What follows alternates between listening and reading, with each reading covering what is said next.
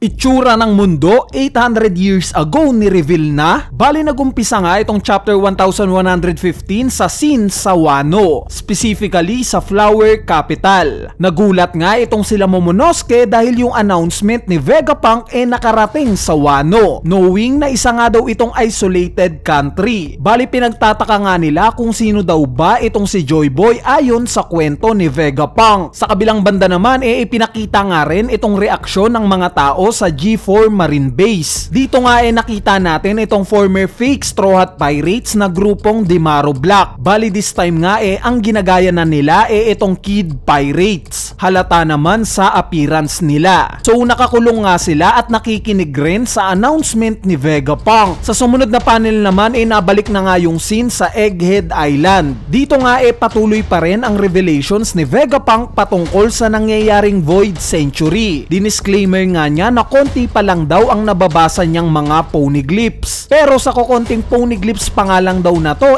may nabuo ng narrative patungkol sa nangyaring Great War 800 years ago. Itong Great War nga daw na to laban sa pagitan ni Joy Boy at ng 20 Kingdoms na nagsama-sama, or sa mas kilala daw natin ngayon bilang World Government. Bali biglang ang nabitin dito yung kwento ni Vegapunk at habang nagsasalita nga siya ipinakita itong ibang kaganapan sa Egghead Island. Siguro si Mercury nga hinahabol itong grupo nila Luffy. Siguro si Mars naman ipinakitang gumamit ng Conqueror Saki na nag-cause ng pagkasira ng mga Dendenmushi snail sa paligid. At sa huli nga ipinakita itong sila Zunisha at yung silhouette ni Joy Boy 800 years ago. Yes guys, yung appearance nga nitong si Joy Boy very similar sa itsura ng Gear 5 ni Luffy. Ipinakita nga na may kinakalaban siyang mga nakakorona. Sa sumunod na panel naman in-update nga tayo ni Oda sa nangyayari kay Stacy. Bigla ngang tumawag sa kanya si Edison at pinapababa na ang barrier ng Labo Face. Bali hesitant nga itong si Stacy since baka mapahamak nga daw itong Straw Hat Pirates. Dahil oo nga naman, magkakaroon na ng tsansa itong mga Marines na makaakyat sa kanila. Bali pinrangka nga siya ni Edison at sinabi na useless na daw itong barrier ngayon o wala nang point pa na meron neto dahil yung mga kinakatakutan nga daw nilang halimaw nakapasok na sa loob ng Labo Face. So yung tinutukoy nga ni Edison itong mga Gorosei. At sa huli sinabi nga ni Edison na ito na nga daw yung huling tulong na magagawa nila sa Straw Hat Pirates. Kaya sana daw magtagumpay sila. Sa kabilang banda naman nakakuha na nga rin tayo ng update kila Zoro at Jinbei. Nagmamadali na nga silang papunta sa grupo nila Nami. At speaking of Nami galit na galit nga siya kay Zoro. So yung reference nga nito yung pagsasayang niya ng oras sa paglaban kay Rob Lucci. Anyway, sa sumunod na panel nga ipinakita naman itong status ng grupo nila Bonnie. Nilalabanan nga nila si Gorosei Nasujuro. Kasama nga sila Oimo, Kashi, Frankie at Sanji lima nga silang pinagtutulungan itong Gorosei na to. Pero as expected na-overpower nga sila ni Gorosei Nasujuro to the point na muntik pa nga niyang mahiwa si Bonnie at instead tumama nga ito sa barko ng mga Giants. At since ang priority na nga ngayon ng mga Gorosei pahintuin na si Vegapunk sa pagsasalita bigla ngang tumalon itong si Gorosei Nasujuro at inatake itong Labo Face. Ipinakita nga na hiniwa niya sa gitna itong Labo Face. Ang naging resulta nga nito napakawalan itong mga Cyberpol agents pati na itong mga Seraphim. At dito nagpatuloy na nga ulit itong kwento ni Vegapunk. Sinabi nga niya na yung naging pagkatalo daw ni Joy Boy ang nagmarka ng pagtatapos ng Void Century. Dagdag pa nga ni Vegapunk na itong susunod nga daw niyang mga sasabihin medyo hindi kapanipaniwala. Pero noon nga daw napakaraming kontinente sa mundo. Nagbago na nga lang daw ito dahil sa Void Century. Dahil sa century nga daw na to tumaas ng halos 200 meters ang karagatan. Nung marinig nga ng ilang Marines itong statement na to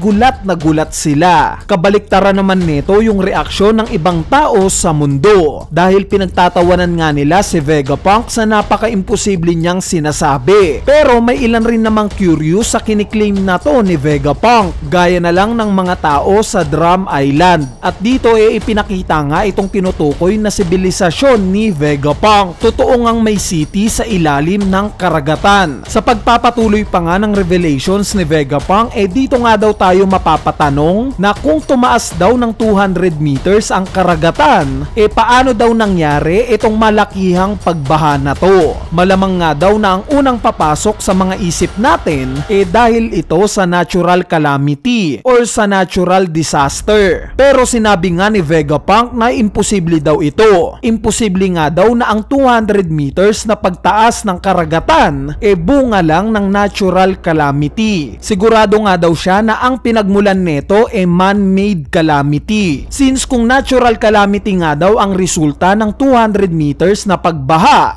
dapat daw na may early signs ito na records bago mag-void century. Plus sa lahat nga daw ng pag-aaral niya na related sa science, wala nga daw pinopoint dito na magpapatunay na natural calamity ang pinagmulan ng Great Flood na to. So kung man-made calamity nga ang pinagmulan ng Great Flood, paano kaya ito nangyari? Bali may sagot na nga dito si Vegapunk dahil na-confirm na nga daw niya few days ago lang na ang pinagmulan pala nitong Great Flood 800 years ago dahil sa mga ancient weapons. Yes guys, ito nga daw ang nag-cause ng Great Flood during Void Century. At itong mga ancient weapons nga daw na to nag-e-exist pa rin to this date. Meaning yung Great War daw na nangyari 800 years ago magpapatuloy pa rin hanggang ngayon. At habang nire-reveal nga ito ni Vegapunk ipinakita itong mga Gorosei at si Im-sama. Nakita nga natin si Im-sama na kalmado lang. At dito na nga nagtatapos itong chapter 1115. Bali ngayon pag-usapan naman natin ang mga pangyayari sa chapter na to. Unahin na natin itong unang scene sa Wano. So as we all know wala ngang access itong Wano sa mga nagaganap sa labas ng bansa nila. At vice versa nga ito. Meaning itong pagpasok ng signal ng broadcasting ni Vegapunk sa kanila patunay lang na talagang buong mundo ang nakikinig ngayon sa revelations niya. Sa part naman ng Demaru Black nakakatuwa ngang bigla silang binrot up ni Oda out of nowhere. Dahil kahit during post-war arc nga lang natin silang nakita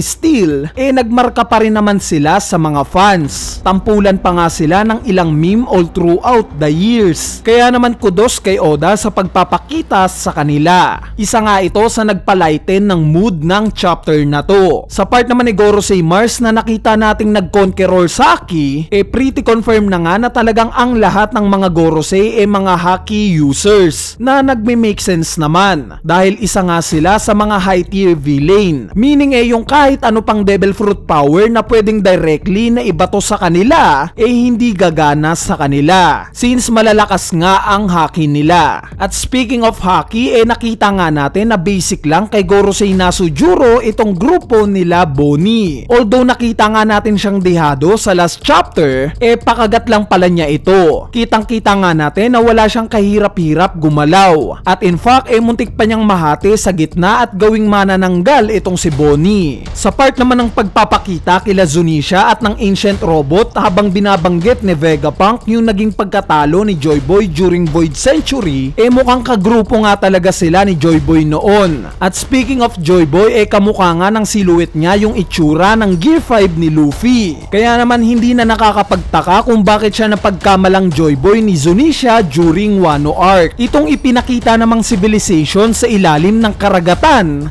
gagawa na nga lang natin to ng separate video. As well as yung iba pang hindi natin natalakay sa chapter na to. Kaya stay tuned lang sa channel natin. Bale ayan na nga yung full chapter review natin para sa latest chapter ng manga na chapter 1115. So yun lang, peace!